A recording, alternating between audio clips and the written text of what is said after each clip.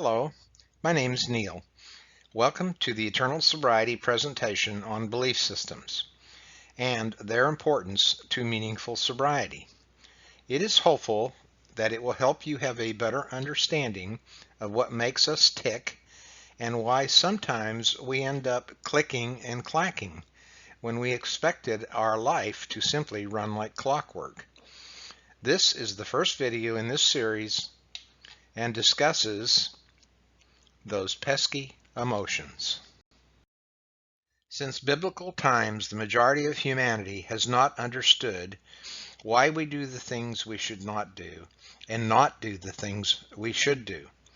Paul the Apostle was in that club. Nor do most of us really understand the purpose of emotions and why we so easily waver from one extreme to the next. Our emotions run the gambit from happiness to depression. It's an emotional world we live in, our own, of course, along with the erratic emotions of others. But with better understanding, we can recover successfully in it. You might ask if our beliefs really matter. The main reason is that everything we do or say is directly influenced by our own unique beliefs. Now, you may agree that this is true, but not really appreciate the need to change your beliefs. The facts are that our underlying beliefs modify our perception of reality, and without changing them, they will continue to give us grief as we recover in Alcoholics Anonymous. We have a real need to change some of our beliefs, and fortunately, there is a process available to help us do that. The change process offered in Alcoholics Anonymous works miracles. It is both practical and achievable and involves both an understanding of the purpose of emotions and the ability to accept truth. If you're like me, emotional pain played a major role in bringing me to see the need to get sober. Emotional pain has a way of moving us away from denial and towards reality. By reality, I mean as it really is. Truth and common sense, the other side of the coin, is also needed to change our beliefs. The AA 12-step process provides a training ground where logic and common sense, based upon truth, is abundant. I want to illustrate some fundamental truths about emotions with a story that if you embrace these simple truths, they will carry you far on the recovery road. It's a simple story about the fearful man and the critter.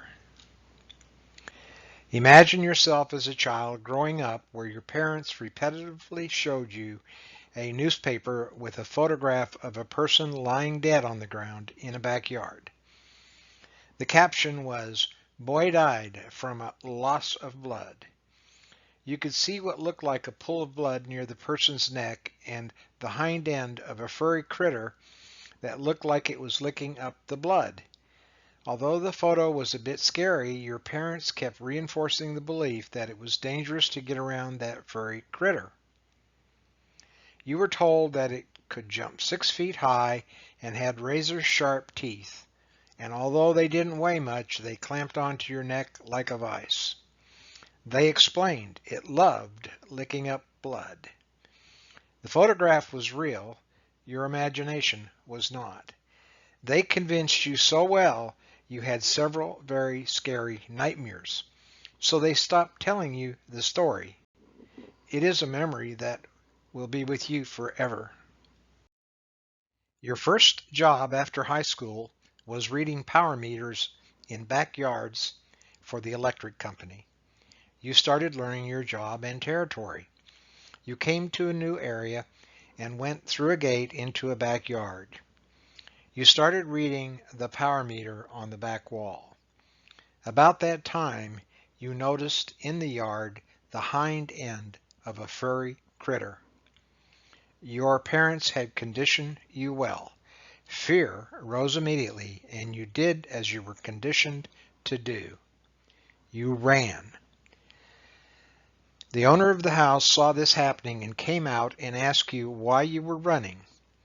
You told him he had a vicious man-killing critter in his backyard. He laughed and walked over to the yard, went in, picked up the critter, and walked back. He told you this was just his pet and he was not vicious at all. It wasn't long before you were holding a Yorkshire Terrier and he was happily licking your face. As you were driving away, the logical thought came that your experience was not in alignment with the story your parents had told you. The experience was fearful, but as you thought and reflected about it, there was now conflicting evidence against the belief that you had carried into adulthood from childhood, and your belief has now been changed to one that was more truthful. And now, the rest of the story. Years before, a high school student, high on drugs, was swinging around his father's straight razor in the backyard. The parents were out of town and lots of kids were there to party. The boy had accidentally fallen, sliced his neck, and died. The kids all ran. The neighbors called the police. During their investigation, they heard a scratching on the bathroom door. Opening it, a small Yorkshire Terrier ran out. He was scared and went through the back door. Saw his master on the ground, ran to him, and started licking the face, trying to arouse him. Just at that moment, the police photographer snapped a picture of the body. That's the picture that ran in the newspaper that the parents had kept a copy of. The parents hated dogs and transferred their beliefs to him. The story illustrates two things. The first is that the conditioning, the belief that we went into the yard with, had caused some fear to rise in us, and that fear was very real. The more important point is that the fear was not based upon the truth, but upon a lie. The childhood belief was in error and was not the truth, yet we acted upon it as though it was a truth. It is this fact that we need to understand in recovery. Over the years, from childhood and through our drinking years, many bad beliefs have formed in us. Regardless of how our beliefs formed, we now need to take responsibility for them. We can no longer blame the other guy. Our beliefs have a lot of error, and we need to be open to changing them. That's exactly the process that goes on in AA. It's a process where our beliefs are changed through a structured process that allows us to appropriate new truths and experimentally see the results of actions based upon those truths. We see it evidenced in both ourselves and in others. What can we learn from all of this? Well, our Creator created us to experience emotions. Therefore, they have a purpose. Emotions are real to us, but not always based upon reality. Emotions, and sometimes actions, are the result of our beliefs rising into our thinking process.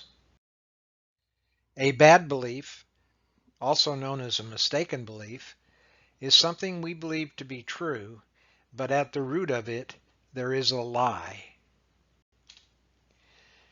Emotions do not always reflect a truthful belief, and therefore cannot be trusted to reflect reality. Now, emotions can be classified as positive or negative, good or bad, and by how they make us feel. For example, we feel bad with fear, anger, resentment, bitterness, jealousy, and hate. The opposites of that would be feeling good, which would be calmness or calm, peaceful, contentment, confident, and love. Now, sorrow is sort of confusing because there can be a sorrowness in us when we are feeling sorry for ourselves, and that is a bad feeling. Uh, but on the other hand, when we have sorrow for others, basically it drives us to do good and to try and help. Most bad feelings are an indicator that the problem lies in our beliefs. They have error. We are likely wrong to blame our negative feelings on something outside of us. It all has to do with our perception to recognize reality and not be swindled by imagination. Some emotions that do not feel good, like fear and anger, can be healthy when they base themselves upon reality and not perceptions of reality. Standing on a freeway while 18-wheelers are bearing down on you should generate real fear.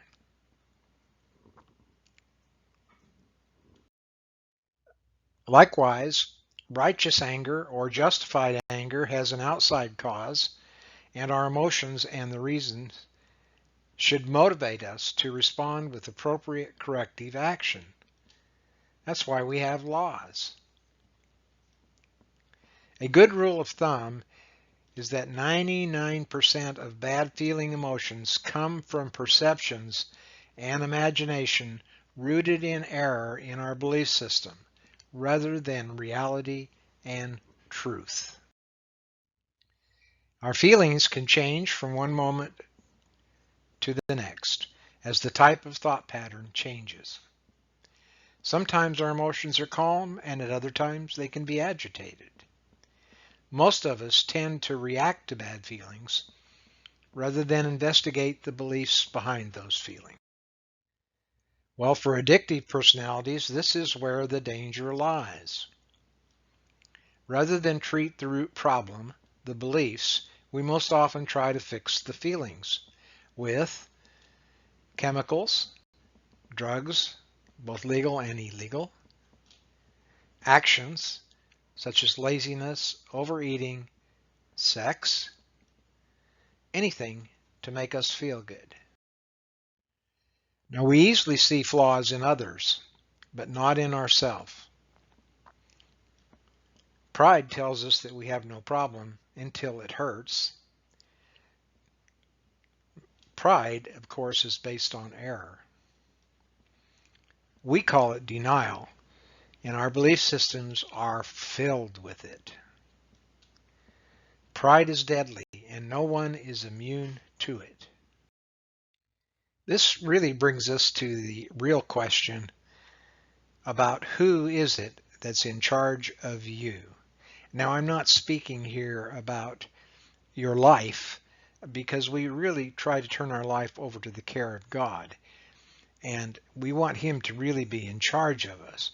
But what we're speaking about here is, are we in charge of them, the beliefs, or are they in charge of us? We will begin answering that in our next video. This has been the first video in a series of videos about the spiritual truths outlined in the book Eternal Sobriety, a spiritual guide to understanding recovery. This book shows the connections between the successful workings of the principles found in the Alcoholics Anonymous program and biblical spiritual principles. In this book, you will gain insight into belief systems, free will, choices, habits, addictions, emotions, self-control, how to stay on the beam, prayer, meditation, and much, much more. So as we trudge our way on the road to happy destiny, a journey we take together, I promise you there will be some pleasant surprises along the way. If you are in a 12-step program and you have accepted the biblical God and His Son, you will appreciate being on the fail-safe path for heaven. Although the promise of heaven is a later reality, the benefits of that promise are available now from the God of now. It is my firm belief that the spiritual journey for you, the recovering addict or alcoholic, is not complete until you have the gift of eternal sobriety. I encourage you to gift this book to yourself and to others who are wanting to know more about the biblical God. It's a fact that God understands and loves the alcoholic and desires for you to have a better understanding of Him. Be quick to explore the original source of the spiritual principles and their life-giving benefits that we find in the 12-step program. Eternal Sobriety operates as a non-profit. Both the Kindle version and the hardcore version is offered for purchase at the lowest price Amazon will allow. The Kindle version is only $2.99, and the reader is free for your phone, tablet, or computer from Amazon.